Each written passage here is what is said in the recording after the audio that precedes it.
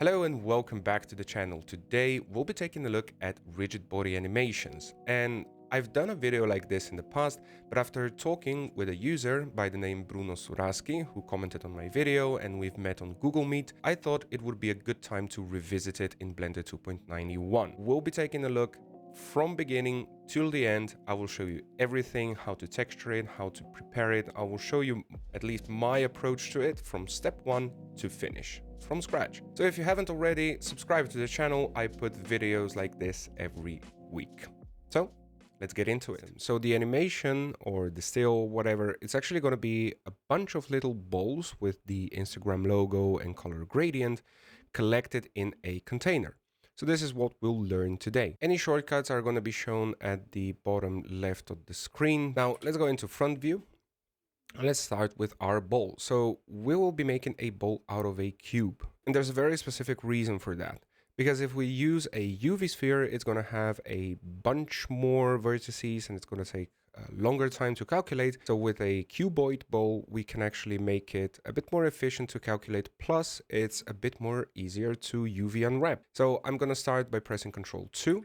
And this is going to put a subdivision of 2 on our ball. I'm going to go under my modifiers tab, add a cast modifier under the deform column, click on the slider, hold Control, and then move it to 1. So this is going to make it a perfect ball. Control A to apply the modifiers. And we have this. If we go into tab mode, we can see our mesh. In the top left corner, I'm going to choose Edge Select, and I'll be choosing these edges right here. So I'm going to hold Shift Alt and then right click. In my case, I'm using a Blender 2.79 shortcut scheme. Control E when you have all of these edges selected. So it needs to look like this from the front. Control E, mark seam. Press A twice, U to unwrap, and just press unwrap. Now our ball is unwrapped. Simple as that. So before we move to the unwrapping stage, we need to apply some rigid body to it. So I'm going to go into my physics tab, click on rigid body. I'm going to leave it on active. So it means that it's actively participating to the animation, but I'll change the shape to mesh because mesh takes into account a bit more information and it's a bit more precise. I'm going to drop down to sensitivity. And I'm going to drop the margin to 0.01. So if you've ever done rigid body simulations and you notice the small gap between your objects, this is one way of solving that because this is the margin at which the actual collision is going to happen. So we have everything that we need basically for our rigid body. You might be wondering, okay, so let's start duplicating. No, we still have to do just a bit of work. We're going to go a bit counterintuitive right now. We're first going to texture this ball. I'm just going to divide my screen and divide it again. So I have a structure like this. In my top screen, I'm going to choose the UV editor,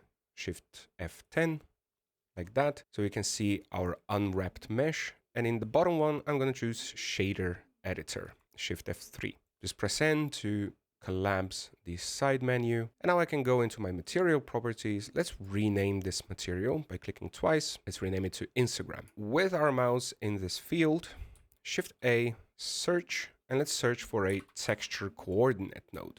So I'm going to put this bad boy right here. Shift A for a mapping node, and I'm going to put it here. So this one is going to be telling the node system how to apply the color, how to apply the texture. And I'm going to add a color ramp, very important. And I'm going to add a image texture. Now this image texture is going to come in play just a bit later. For now, let's just connect these. So I'm going to use the generated and connect it to the top vector like that.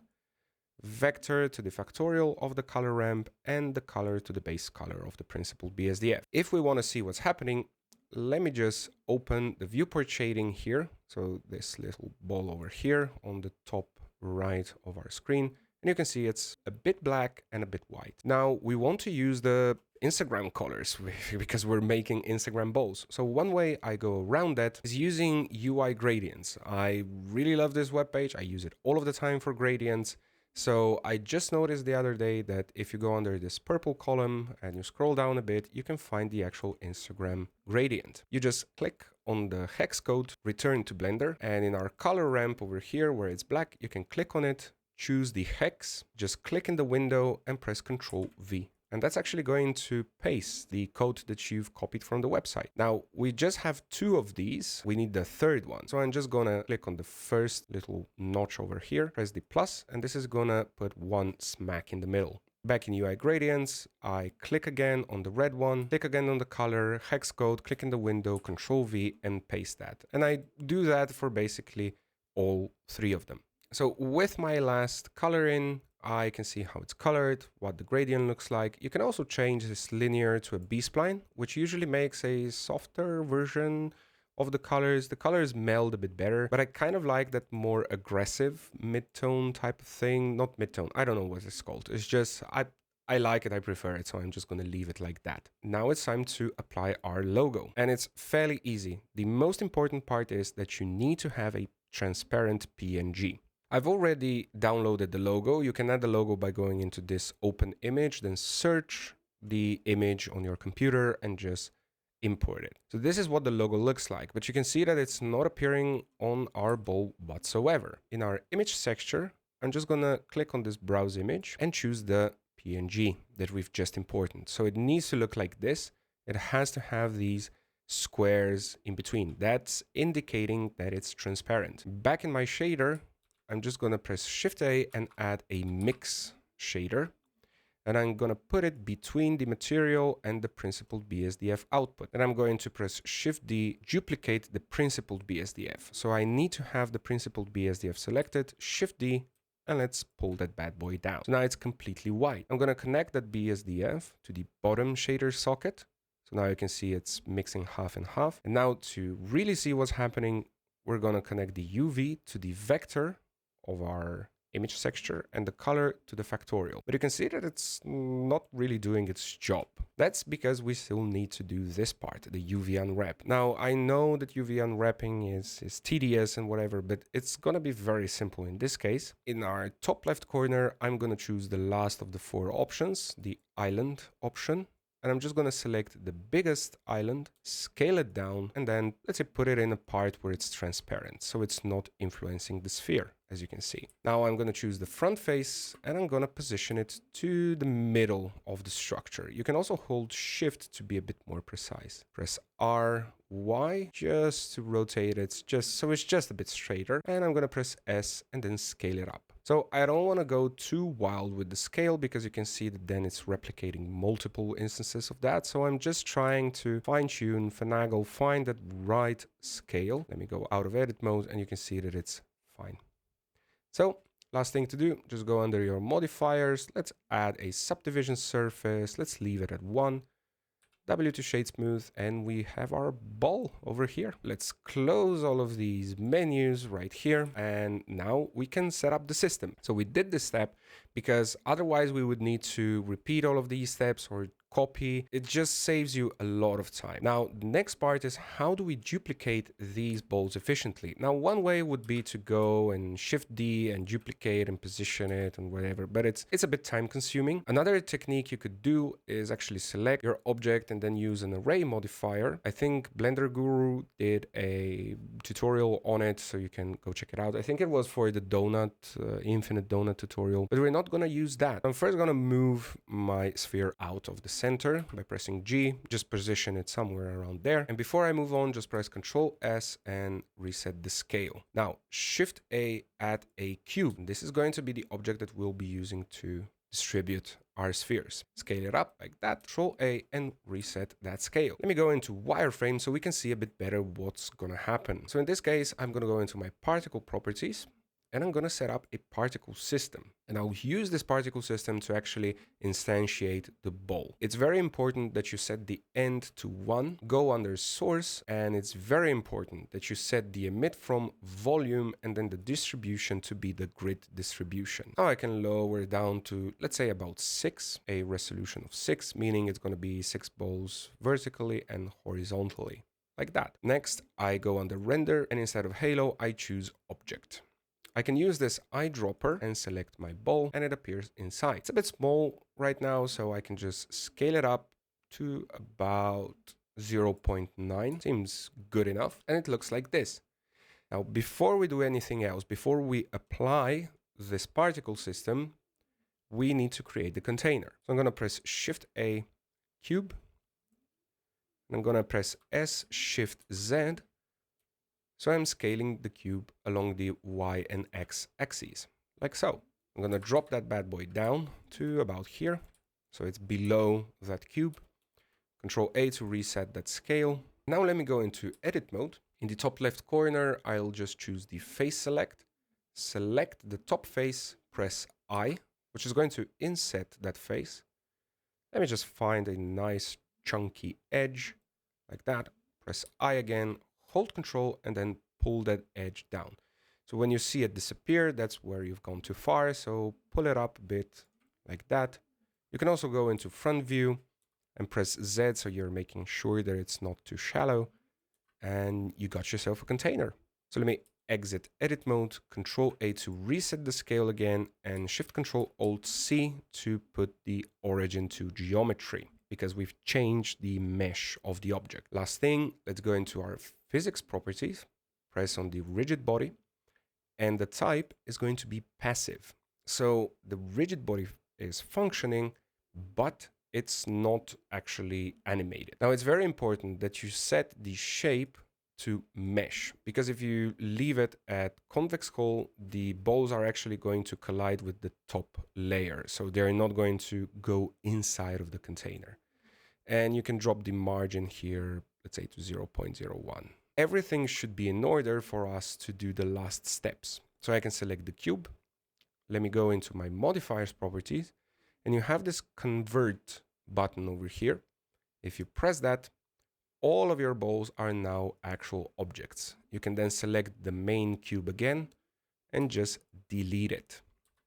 Now these should have all of the rigid bodies, all of the things that were put on our original ball copied to them, including the texture, like that. So now's the moment of truth. Let's try it out. Let's press play. It's going to be a bit laggy because there's a lot of objects, and also we're in viewport shading mode, so I can just go into our solid view. Maybe it's going to be a bit quicker, but in any case, this is far enough. So let's check the animation. So you can see that they fall in and then they fall out. Now, one of the things we can do is actually make the container just a bit bigger. So S, Shift, Z, and again, scale it like that. And in the edit mode, we can now select the top edge by using the same principle as earlier. So Shift, Alt, and then right select the top edge, GZ, and move it up slightly. Like that. So it contains them a bit better. So do not forget, when you exit edit mode, Control A to reset the scale, and Shift Control Alt C to origin to geometry. Okay, let's try the animation again.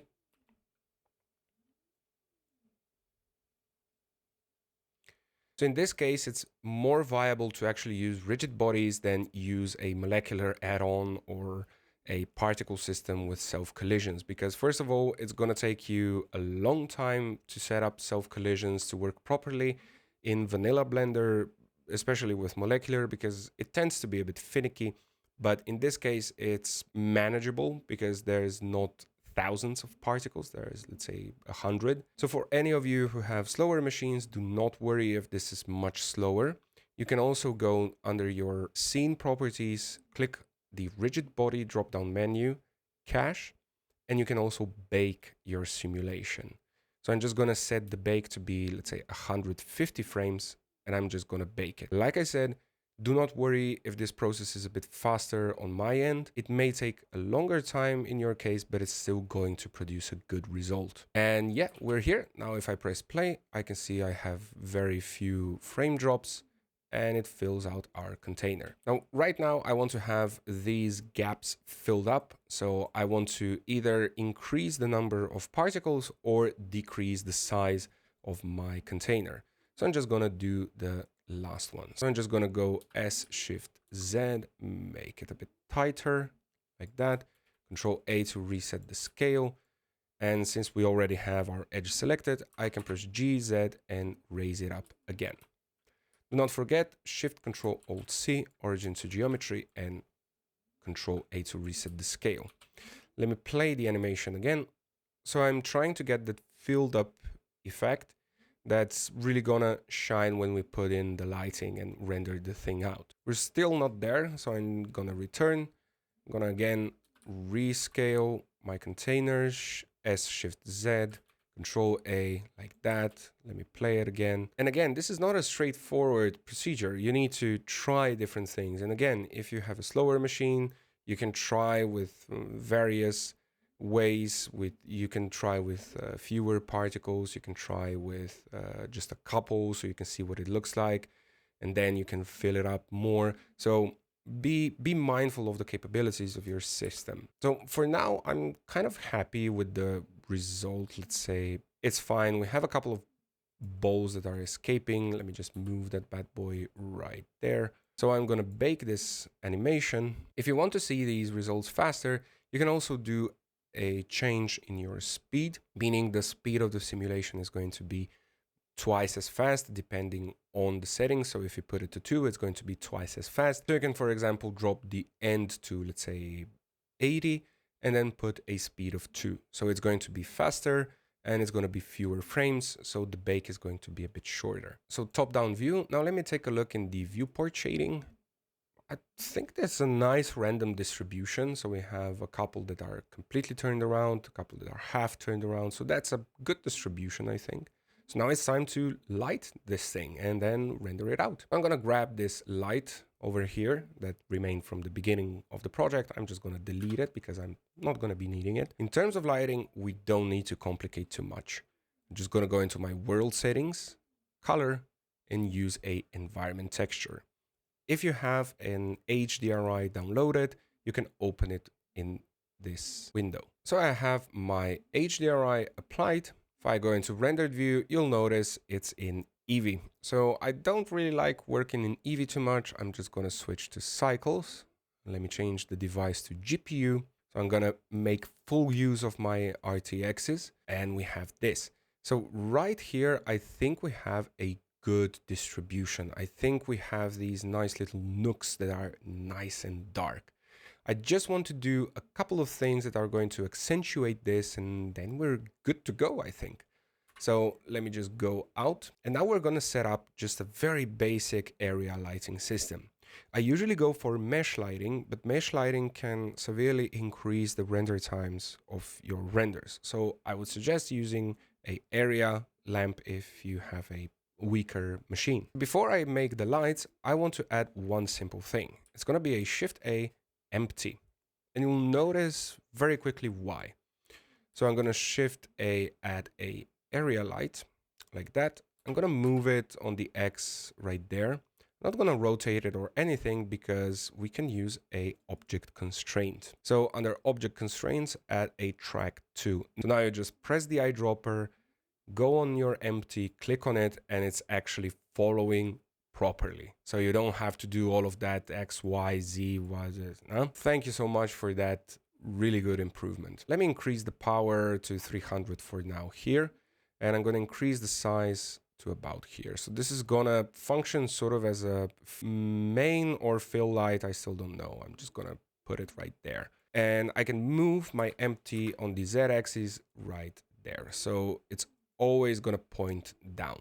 So if I press 0, I'm going to go into my camera view, but this is not a good angle. So I want to capture it from above like that. Press 7 to go into your top down, Control Alt 0, and this is going to set up your camera right on top down. Let me choose the camera, and I'm going to leave the camera, I think, as it is, because I like the perspective, but I'm going to change the resolution to 1080 like that.